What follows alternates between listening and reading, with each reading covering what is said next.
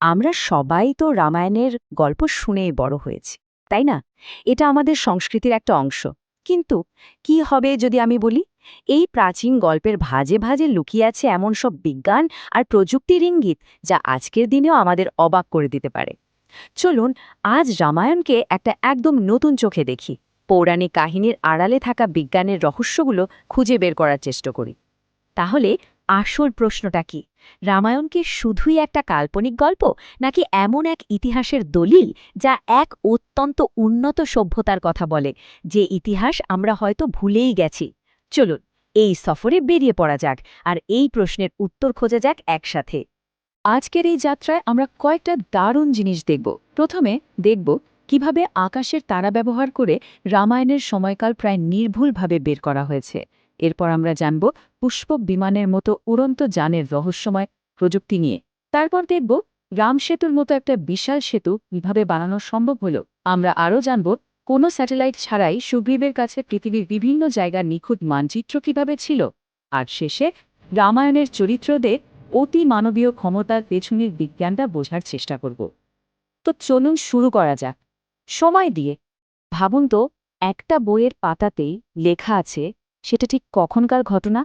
রামায়ণের ক্ষেত্রেও হয়তো ঠিক এটাই হয়েছে। আর তারিখটা লেখা আছে আকাশের তারার ভাষায়। বাল্মীকি রামায়ণে যখন রামের জন্মের বর্ণনা দেন, তখন তিনি শুধু একটা গল্প বলেননি, তিনি আসলে মহাকাশের একটা নিখুঁত ছবি এঁকেছেন।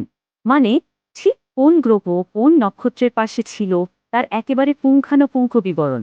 এটা অনেকটা একটা কসমিক বার্থ সার্টিফিকেটের মতো। আর এই বর্ণনাটা কিন্তু যেমন তেমন নয়, ভীষণ নির্দিষ্ট। যেমন বলা হয়েছে যে সূর্য, মঙ্গল, শনি, বৃহস্পতি আর শুক্র, এই পাঁচটা গ্রহ তাদের সবচেয়ে শক্তিশালী অবস্থানে ছিল। চাঁদ ছিল পুষ্যা নক্ষত্রে। এমন একটা নিখুঁত মহাজাগতিক বিন্যাস কিন্তু সচরাচর ঘটে না, লক্ষ লক্ষ বছরে হয়তো একবারই ঘটে। এখন প্রশ্ন হলো, এই বর্ণনাটা কি সত্যি? আচ্ছা, গবেষকরা এটা পরীক্ষা করার জন্য আধুনিক প্ল্যানেটোরিয়াম সফটওয়্যার ব্যবহার করেছেন। এটা অনেকটা মহাকাশের টাইম মেশিনের মতো কাজ করে।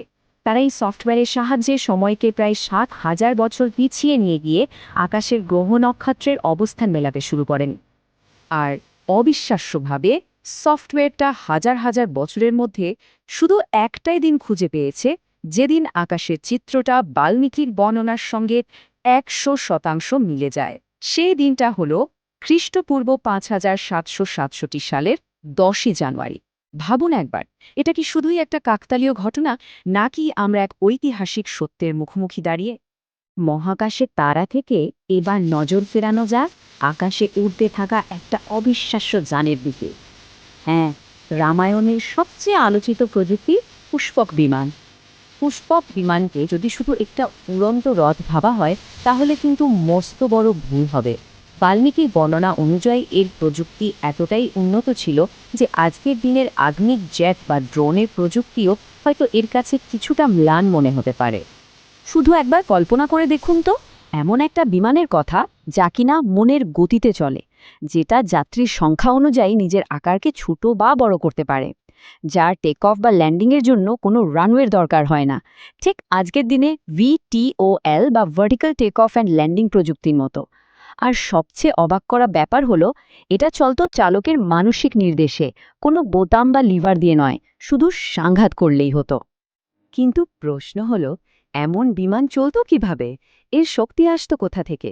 প্রাচীন ভারতীয় গ্রন্থ বৈমানিক শাস্ত্রে এক বিশেষ ধরনের ইঞ্জিনের কথা বলা আছে, যা পারদ বা মার্কিউরি ব্যবহার করে চলত। এই মার্কিউরি ভর্টেক্স ইঞ্জিন কি পুষ্পক বিমানের সেই হারিয়ে যাওয়া প্রযুক্তির চাবিকাঠি হতে পারে? আচ্ছা, বিমান প্রযুক্তি থেকে এবার আসা যাক পৃথিবীর বুকে তৈরি এক বিশাল স্থাপত্যের দিকে। রাম সেতু, এক ইঞ্জিনিয়ারিং বিস্ময়, যা এর আকার আর নির্মাণের গতি দিয়ে আজও আমাদের অবাক করে। রাম সেতু নির্মাণের গল্পে ৩টে অবিশ্বাস্য দাবি করা হয়। ১. এর দৈর্ঘ্য ছিল প্রায় ৮০০ মাইল। ২. এটা তৈরি হয়েছিল এমন পাথর দিয়ে যা জলে ভাসে। আর ৩. এই বিশাল সেতুটা তৈরি হয়েছিল মাত্র ৫ দিনে। আজকের প্রযুক্তি দিয়েও যা করা প্রায় অসম্ভব। কিন্তু জলে ভাসা পাথর, এটা কি আদৌ সম্ভব? বিজ্ঞান বলছে হ্যাঁ, সম্ভব। ভূতাত্ত্বিকদের মতে এই পাথরগুলো আসলে ছিল পিউমিস স্টোন। এটা এক ধরনের আগ্নেয় শিলা যা অগ্নুৎপাতের সময় তৈরি হয়। এর ভেতরে অসংখ্য বাতাসের পকেট থাকায় এটা জলের চেয়েও হালকা হয় আর ভেসে থাকতে পারে। তাহলে কি পৌরাণিক কাহিনীর আড়ালে লুকিয়ে আছে খুব সাধারণ ভূতত্ত্ব? সেতু তো বানানো হলো, এবার আসা যাক একটা হারানো মানচিত্রের খোঁজে। রামায়ণে এমন কিছু ভৌগোলিক জ্ঞানের প্রমাণ পাওয়া যায় যা সেই যুগের হিসাবে প্রায় অসম্ভব বলেই মনে হয়। রামায়ণে সুগ্রীব যখন তার বানর সেনাকে সীতার খোঁজে পাঠাচ্ছেন, তখন তিনি উত্তর মেরুর এমন এক বর্ণনা দেন যা আমাদের চমকে দেয়। তিনি এমন একটা জায়গার কথা বলেন যেখানে আকাশে আলোর রঙিন খেলা দেখা যায়, যা আসলে অরোরা বোরিয়ালিসের একেবারে নিখুঁত বর্ণনা। তিনি আরও বলেন সেখানে সূর্য একবার উঠলে আর ডোবে না, যা মেরু অঞ্চলে 6 মাসের দিনের কথা মনে করিয়ে দেয়। কিন্তু আসল প্রশ্নটা হলো, কোনো স্যাটেলাইট বা গুগল ম্যাপ ছাড়া হাজার হাজার বছর আগে সুগ্রীবের কাছে উত্তর মেরুর এত সঠিক জ্ঞান কিভাবে ছিল? তারা কি পৃথিবীকে আকাশ থেকে দেখেছিল, নাকি তাদের কাছে ছিল এমন কোনো বিশ্ব মানচিত্র যা আজ হারিয়ে গেছে? সব শেষে আসা যাক রামায়ণের চরিত্রদের অতি মানবীয় ক্ষমতার দিকে। এগুলো কি শুধুই লেখকদের কল্পনা, নাকি এর পেছনেও কোনো উন্নত বিজ্ঞান বা প্রযুক্তি লুকিয়ে আছে? যেমন ধরুন, রাবণের 10টা মাথা। এর একটা ব্যাখ্যা তো হলো প্রতীকী, মানে তিনি 10টা শাস্ত্রে এতটাই পারদর্শী ছিলেন যে 10 মাথার জ্ঞান তার একার ছিল। কিন্তু অন্য একটা সম্ভাবনা আরও বেশি রোমাঞ্চকর। এটা কি কোনো ধরনের হলোগ্রাফিক প্রজেকশন হতে পারে, যা শত্রুদের ভয় দেখানোর জন্য ব্যবহার করা হতো? নাকি কোনো জেনেটিক মিউটেশনের ফল, যা সেই সময়ের বায়োটেকনোলজির দিকে ইঙ্গিত করে?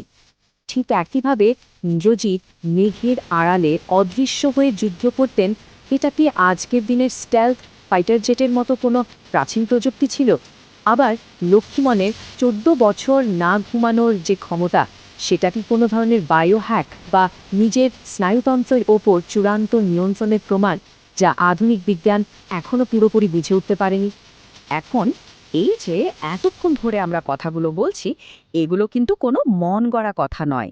এই সমস্ত বিশ্লেষণ অমিক হনাত্রার রামায়ণ আনরাভেলড এবং বাল্মীকি রামায়ণের ক্রিটিক্যাল এডিশনের মতো নির্ভরযোগ্য সূত্রের ওপর ভিত্তি করে তৈরি করা হয়েছে, যা আমাদের এই নতুন দৃষ্টিকোণ থেকে ভাবতে সাহায্য করছে।